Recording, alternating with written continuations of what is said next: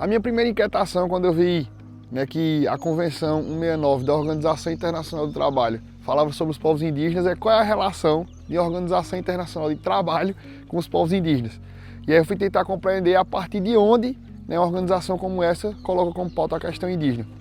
E o que é que a gente vê no histórico da Organização Internacional do Trabalho? Tem uma atuação muito forte ligada a combate ao trabalho escravo, ao trabalho análogo à escravidão. Então a gente começa a compreender por que essa discussão vir para cá, porque a gente começa a entender que há essa relação com direitos humanos, né, com a dignidade da pessoa humana, e é por isso que essas pautas vão começando a surgir ali no entorno, né, da pauta da Organização Internacional do Trabalho. E aí vem a Convenção 169,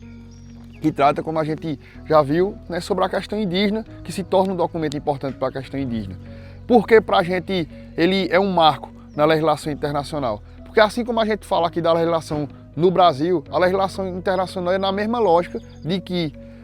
os povos indígenas estavam fadados a ser assimilados pela sociedade. Então é como se internacionalmente também tivesse a compreensão de que o futuro dos povos indígenas era deixar de ser indígena e ser assimilado à sociedade, que não fosse mais identificado como povo indígena. Né? A gente fala disso sempre no Estatuto do Índio, que tem essa lógica. Então isso vem a partir da influência do que as convenções internacionais, os tratados internacionais, a legislação internacional compreendia. E é com isso que a Convenção 69 vem para romper. É por isso que ela se torna um tratado tão importante, porque ela parte de outra perspectiva. Ela parte,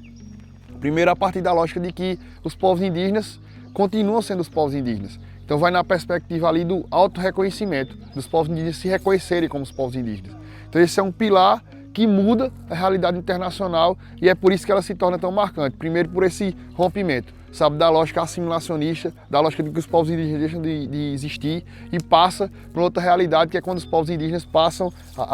podem continuar a se reafirmar. Vão estar muito mais nessa manutenção da identidade, nesse respeito à identidade, né, por parte do Estado e da legislação internacional, do que ser assimilado à sociedade, do que deixar de ser indígena. Então esse é o primeiro pilar que a gente precisa estabelecer quando a gente lembra, né, da Convenção 69 da Organização Internacional do Trabalho.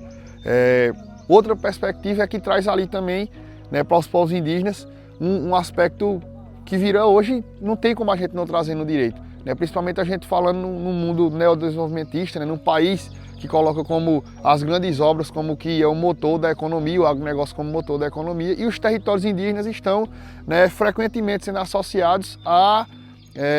objeto de especulação. Nesse cenário, é impossível a gente não continuar insistentemente a utilizar a Convenção 69 da Organização Internacional do Trabalho, tendo em vista que ela estabelece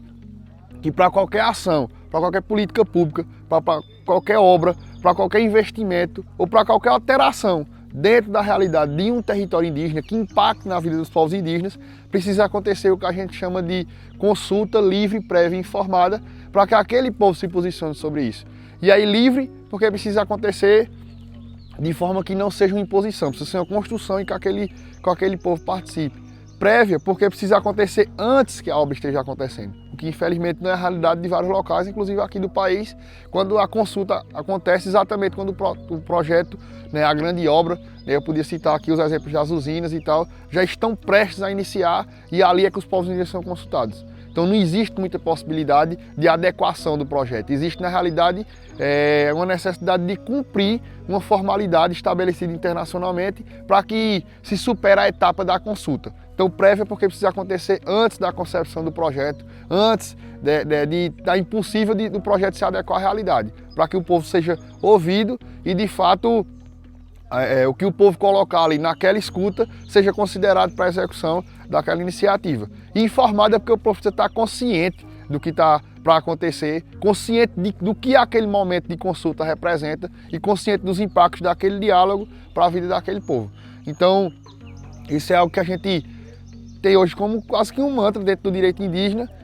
E embora a gente continue repetindo como um mantra, a gente continua vendo esse direito ser desrespeitado. E é por isso que a Convenção 69 se torna algo tão central e se torna algo tão repetido por quem defende os direitos indígenas, por quem defende que o processo, né, de implementação de programas e políticas públicas e de obras dentro dos territórios aconteça de forma, né, que respeite essa legislação. Então é isso esses são os pontos que a gente entende como principal da Convenção 69 da Organização Internacional do Trabalho. É romper com aquela ideia assimilacionista, né, vir ali mais na perspectiva do auto-reconhecimento dos povos, da afirmação dos povos e estabelecer a consulta livre, prévia e informada. É por isso que essa convenção é tão lembrada e é tão importante, porque ela é uma virada de chave, uma virada da forma como se observa os povos indígenas a nível internacional e que influenciou o direito brasileiro. A convenção é de 1989, né, lá na Suíça, então é de um lugar que tem uma centralidade econômica, né, internacionalmente, embora seja ali de 89, aqui para o Brasil ela veio ser instituída em 2002, passou a ter validade jurídica em 2003. Mas ainda assim, mesmo, né, mais de 20 anos depois a gente está aqui falando sobre isso, existe muita dificuldade, né, na aplicação da Convenção 69 da Organização Internacional do Trabalho, não só aqui no Brasil, que a gente está falando de 20 anos de vigência legal, né, já que o Brasil reconhece, tem mais de 20 anos, mas a nível internacional também. Essa é uma realidade e dificuldade que vários outros povos indígenas do mundo enfrentam e que é o que a gente precisa continuar pautando, é por isso que é importante a gente discutir aqui. E se a gente fosse analisar a partir dos povos que a gente tem aqui no estado de Pernambuco, a convenção ela se torna recorrentemente, né, sendo utilizada como um argumento legal para que se defenda esses territórios. A gente podia citar o caso, por exemplo, do povo Capinã, que estava recentemente, né, se colocando contra, né, a energia eólica que tem adentrado aquele território e que não tem tido, né, o que está sendo preconizado ali pela Convenção 69. Podia citar aqui os povos que foram cortados pela transposição do Rio São Francisco, né, que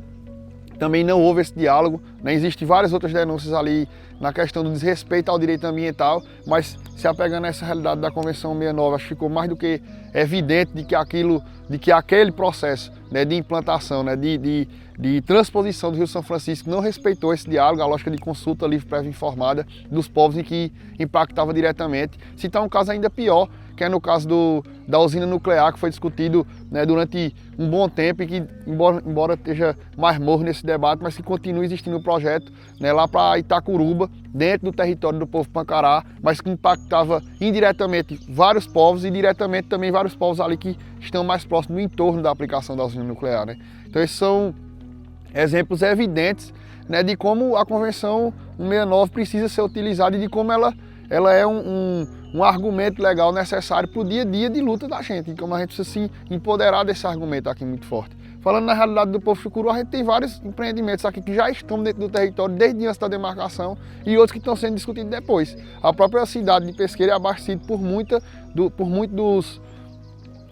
da água que sai aqui dentro desse território. A barragem de Pão de Açúcar, o açude aqui de Santana, enfim, todos esses são empreendimentos construídos dentro do território chucuru, que os recursos vão para além desse território e que isso precisa continuar sendo discutido. Então um novo empreendimento daquele seria possível?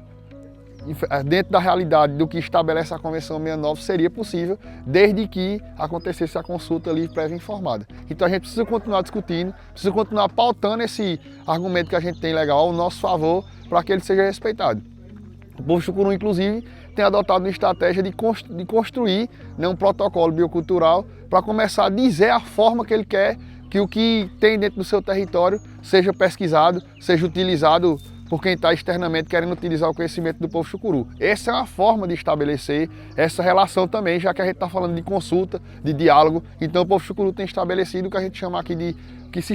de protocolo biocultural, como esse formato. E dentro do protocolo biocultural, o povo chucuru estabeleceu um capítulo que trata exatamente da consulta livre, prévia e informada e que está se colocando os moldes em que essa consulta precisa acontecer. Porque além de existir a consulta, ela precisa respeitar, né, está estabelecido internacionalmente, e que ela precisa respeitar o modo em que o povo se organiza. Então o povo chucuru partiu na frente e tentou já, de alguma forma, internamente regulamentar como funcionaria essa consulta. E esse é um mecanismo importante porque ele já tem sido utilizado, né, em vários outros lugares aqui do país como uma maneira de já mostrar de que o povo se organiza e de que essa consulta não só precisa acontecer pela convenção, mas pelo que o povo produz internamente. Então é o que eu acho que a gente precisa amadurecer dentro do movimento indígena,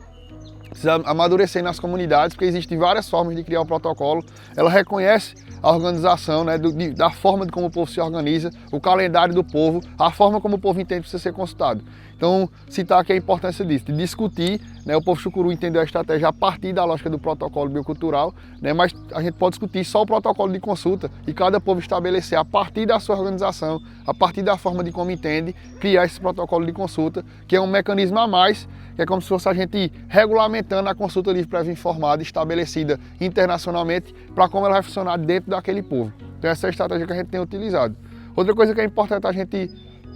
trazer aqui é de que, além, né, da convenção, que é lá de 1989, a gente pode citar algo mais recente que traz também essa importância internacional de reconhecer os direitos indígenas a partir da lógica de reconhecimento dos povos, a partir da lógica de afirmação dos povos, de respeito à organização dos povos, que é a sentença da Corte Interamericana de Direitos Humanos, no caso do povo chucuru versus o Estado brasileiro. A Corte, ela precisa se apegar exatamente à legislação internacional. Ela não pega só o que tem no país, ela pega o que está a nível internacional e que o país reconhece. Então, a Convenção 69 também foi utilizada dentro do que a Corte tem como, vamos dizer assim, estrutura, como arcabouço jurídico para aplicar a sentença que o Brasil recebeu, no caso, sendo condenado, né, exatamente por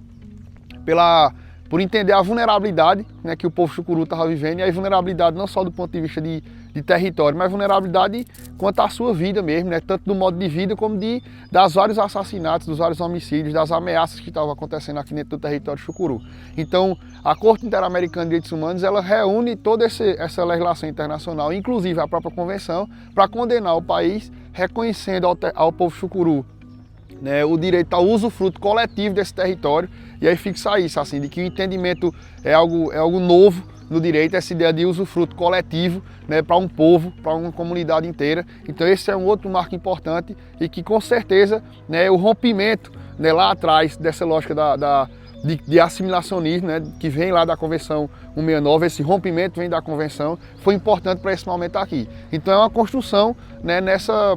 avanços, né, no direito internacional, nas convenções internacionais, para garantir direitos para os povos indígenas. A sentença é mais uma etapa, né, dessa luta na construção desse direito a nível internacional. E aí citar, inclusive, recentemente, aqui no país, quando os povos indígenas vão discutir novamente o marco temporal, dessa vez lá no Supremo Tribunal Federal, né, no caso do povo Xoclen, que está discutindo a reintegração de posse, e que o povo chucuru entrou com a mixcura. Eu tive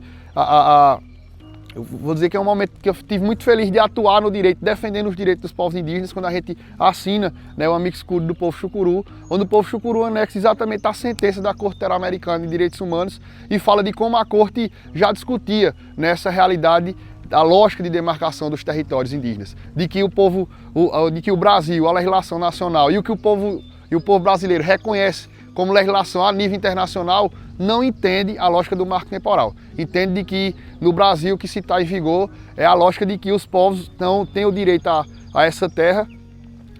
porque esse direito é um direito originário, e não porque a data que marcaria e que o povo estaria reivindicando esse território seria 88, porque esse é um direito que surge inclusive anterior à nossa Constituição. E é exatamente isso que a sentença da Corte Interamericana de Direitos Humanos traz, que a Convenção 69 permite que a interpretação já aconteça dessa forma também.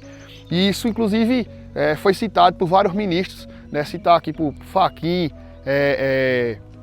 Toffoli, Barroso, eles trouxeram isso, a importância dessa sentença na argumentação do voto deles. Então, essa construção inteira, né, lá atrás, que parece distante, sobre consulta livre prévia informada, depois da Convenção, né, Interamericana de Direitos Humanos, quando ela traz aqui o usufruto coletivo, né, o reconhecimento à posse desse território e nega a lógica do marco temporal, foi importante no julgamento do Supremo Tribunal Federal, numa causa que às vezes a gente pensa que está distante da gente por ser do povo Xoclen, mas que repercutiria em todo o cenário nacional, como repercutiu o caso de Raposa Serra do Sol, que queria demarcar na época os territórios em ilhas.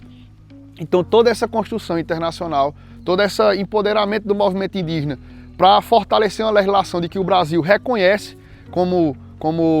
parte do arcabouço jurídico nacional, está sendo importante para que a gente garanta a luta nos nossos territórios. É por isso que a gente precisa continuar se empoderando dessa legislação, e a gente não pode esquecer a Convenção 69 da Organização Internacional do Trabalho, a gente não pode deixar de conhecer a sentença da Corte Interamericana de Direitos Humanos, e a gente não pode deixar de acompanhar a luta do marco temporal. Embora pareçam momentos diferentes, está tudo, né, interligado, porque é assim que o direito funciona. Ele se apega a essas construções para poder justificar a medida que vai tomar agora. E a gente precisa, quanto movimento, continuar pautando para que o direito não seja desestruturado, o direito indígena da forma que o Congresso Nacional quer, da forma que o lobby ruralista pretende, indo de encontro ao que os povos indígenas compreendem como lógica de território, como lógica de comunidade, como lógica de povo.